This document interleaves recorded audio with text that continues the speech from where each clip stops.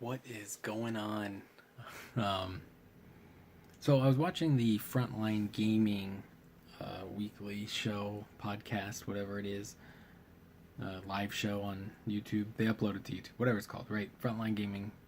And they're talking about they are adding hobby scores into the ITC, which for somebody like you, potentially, and me, um, that's more important to me than winning like a tournament, at least at this point in my life.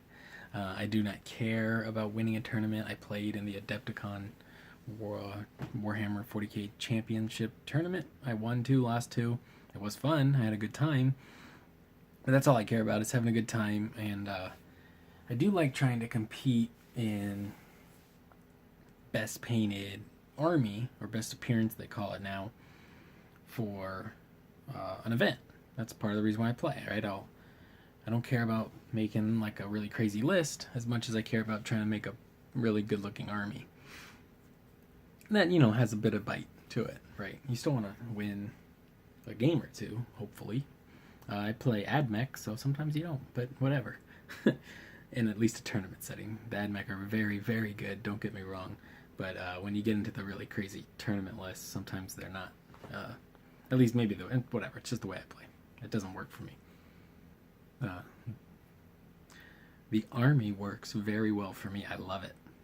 I'm never on the Facebook group complaining about it, but in tournaments I don't win a lot of games, and I'm the best player in the world. So, take that as you will. So anyway, they're going to be tracking hobby scores on the ITC. That's pretty exciting for somebody that plays in an area where they run a lot of ITC events. Like Phoenix, Arizona has like 4 stores, and between them there's probably 1 or 2 40k events like a month. At least I would say like 1 a month. And then if you include like Tucson and Flagstaff, Arizona, there's more. So there's a lot of events, and competing in hobby score at those events. I don't attend all of them, but if they're at my local store that I like to play at, Imperial Outpost Games in Phoenix, Arizona, the best store. Sometimes I'll play. Sometimes I just don't have it in me to play 3 games in one day. But that being said, pretty excited they're going to start tracking hobby scores. Listening to the podcast, they mention that if you get your army commission painted, you can score in the hobby tracking. I don't know how out there, like how far off the mark that is. Like, let me put this into perspective. You or I could pay somebody like Ben Comets, who's won like 10 golden demons and 5 slayer swords and 5 crystal brushes or whatever, money to paint our army, then become the best hobbyist in the ITC without ever picking up a paintbrush. And their logic was people will lie, and there's no way to track if people are lying. So I guess encourage it, reward it. I don't get that at all. I'm not saying, if somebody has a better army than you, then right, they win, sure. But if I didn't paint the army, how am I gonna win best painted army, or best hobbyist, or best appearance, because I paid like a Polish studio that has 12 painters working 8 hours a day, 5 days a week to paint my army? It makes about 0 sense to me.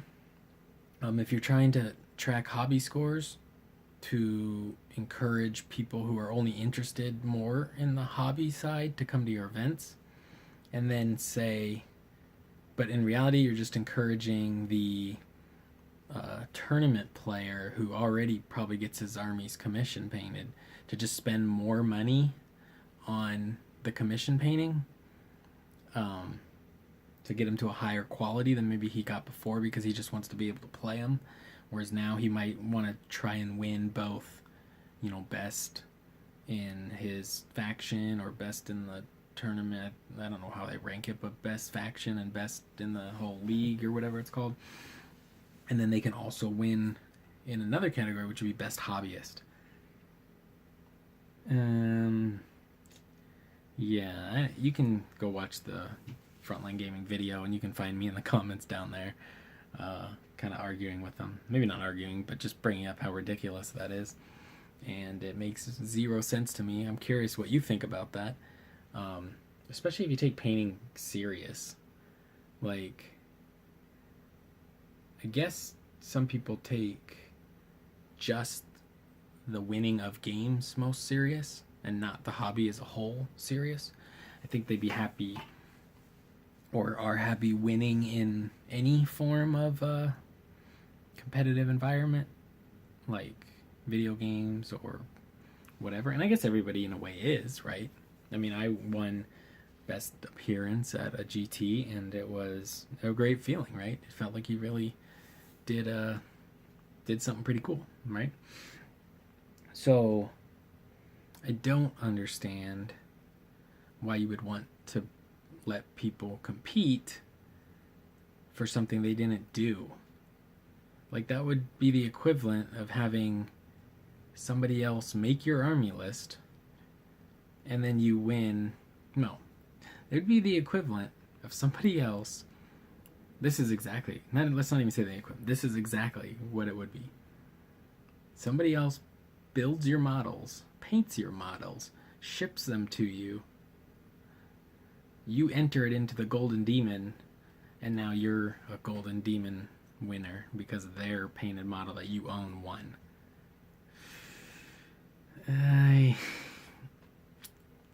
doesn't sit well with me at all. I don't get it. It kind of discourages competing in a sense. Not really. Like, I mean, I'm not at the highest level. Like, I thought my army looked pretty sweet. And then I went to Adepticon, and wow, people really go bananas. And there's a guy, I'll link him below, he's a Canadian guy, who just had like these Imperial Knights painted up like they were sponsored by Monster Energy. And I ended up talking to him, and he was a super cool guy. But if you see his Knights, he won best appearance in the 40K championship. And his Knights are like over the top cool. And it wasn't, like, he spent a lot of time converting and painting these just amazing Imperial Knights. So he deserved that.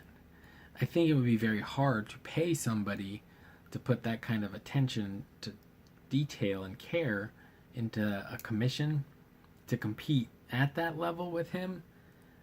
But let's say that guy needed $2,000 and I had $2,000 to give him. Now I own the Imperial Knight army. I enter it into all the events. I win best painted. I'm the best Imperial Knight hobbyist. No, I'm not. That's not how it works. I don't get that at all.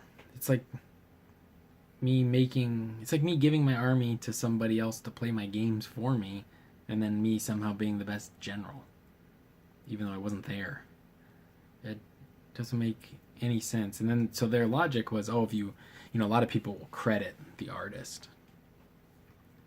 So you're shipping him the $50 store credit or the start collecting box set for whatever price level support you're giving. No, you're not. There's giving credit to the artist and rewarding the player for it is just ridiculous. So then their other argument was like, so they're talking about people will lie, pay to have things painted, tell the commission painter to not post photos of it so nobody can find out that they didn't paint it. But anybody who paints, first of all, there's a lot of color theory and things that go into painting. So when you talk to somebody about painting, it's usually pretty obvious how much they're into painting. At least for me, because I light up like a, kid on Christmas morning when somebody wants to talk about painting. That's like my, I don't know, winning the Daytona 500 for me. I'm like, yeah, we gotta we get to talk about painting now. That's awesome, you know. So if somebody's like at a tournament, like, yeah, I painted them, I used blue, and you know, that's like the craziest stuff you ever seen. Yeah, maybe they didn't paint it, but why not appeal to people's dignity or integrity? I think as a community we have integrity, some of us, maybe less in competitive environments, but and not hobby competitive environments, but like win at all costs type players, which I honestly think are very few and far between. Appeal to the honesty in people, not the pay to win best hobbyist in people. It makes zero sense. I encourage you to leave a comment on their video if you agree or disagree with me, or leave a comment on my video. I do think that's something that should be, I mean, it is still controlled ultimately by your TO. I do think, as if you're a TO and you watch this channel, or you speak with your TO, or you're on good terms with them and it bothers you too, let them know. Because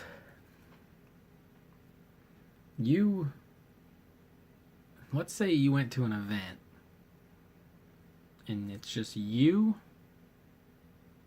and a 13-year-old child, teenager, in the event.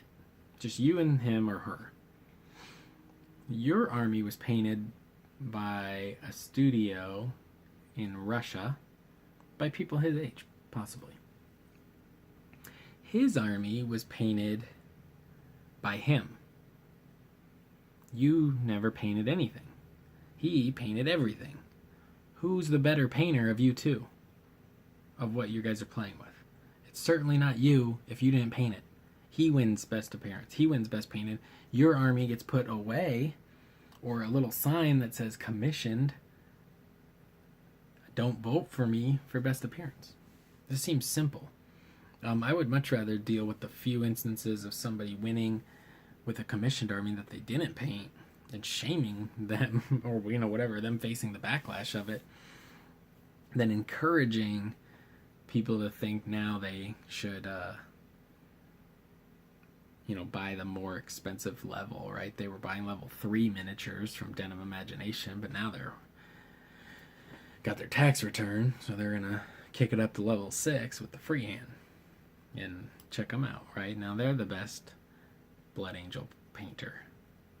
That's not how it works.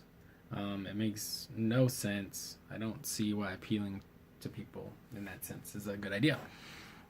Anyway, what are your thoughts on competing in best painted, best appearance for an army, for an event, a tournament? For, I think, quite a few people, it's really the only reason we would attend an event.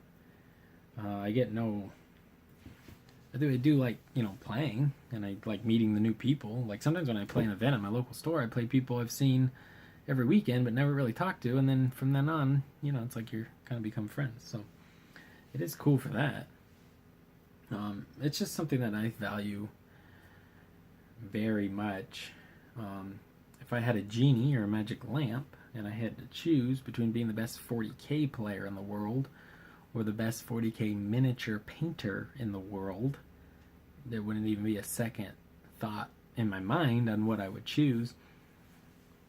Although the journey of learning how to paint is also very fun. So, what is your opinion on commissioned armies winning best appearance? And I'm not saying they might not, like, if you want to win at the high level, you should be painting better than a commissioned painting, but that's not what I'm saying at all, because I'm talking about your local store. I'm talking about you painted your Lizardman army and you have to compete with a professional painted Lizardman army that somebody bought off eBay that already has won best painted in 3 other states, and now because it's at your store, that guy's the best Lizardman painter. Right. Pretty silly. Also, I feel like I've been a little too harsh on, I'm very harsh on this subject, and I think it's ridiculous. The stupidest thing about tracking a hobby score it's such a genius idea to track hobby scores, and then such a dumb execution. It makes no sense. But, so, and then a follow-up to that, I think I've been a little too harsh on judging spam armies. Because spam armies are only spam armies if they're good. Right? Like, if you want to spam rattling snipers, it's good, it's a spam army. If it's bad, you're like that cool guy that likes halflings, and it's the only halfling in the 40k universe. I personally want a field. I've always wanted an army with 3 or more of these doom sights. Always. I think they're the coolest model. I think them flying over, you have your army, and them looks just incredible. These things look like they're, you know, the kind of fighters that would be like in Star Wars, right? They're like swooping in down low. They're not just orbital bombardment type flyers. Not orbital, but whatever. If I build 4 of those, well, now it turns out they have a stratagem, the line breaker stratagem. It's like the Vindicator stratagem for Space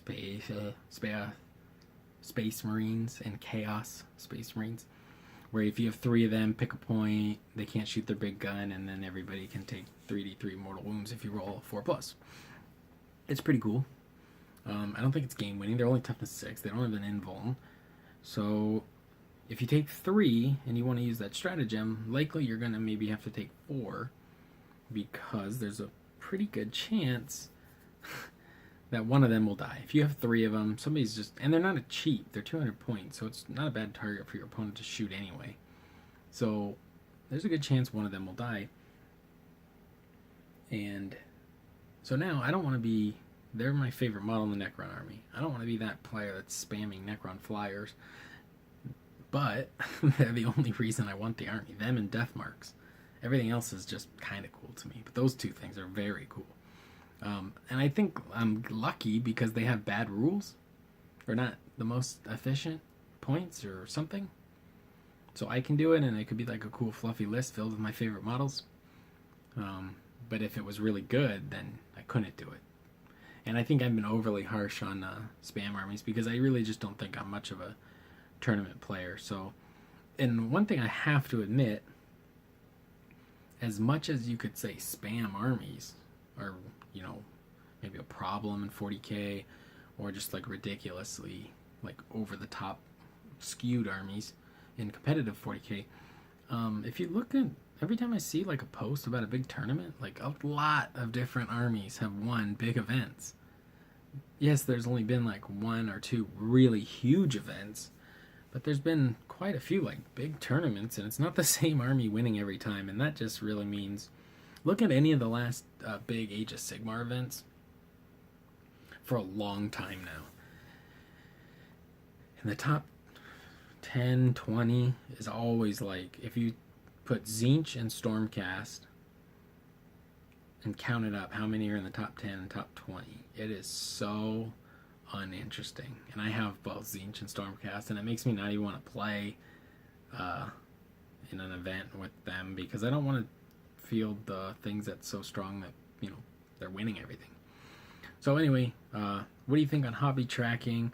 If I ever was unkind to you on your spam army, I still think it's kind of silly, but for some reason, if it's something that, you know, well, if it's coming from a good place, I guess I don't mind. If you're doing it to win the tournament, you know, you go girl, because, you know, I don't really care about winning the tournament.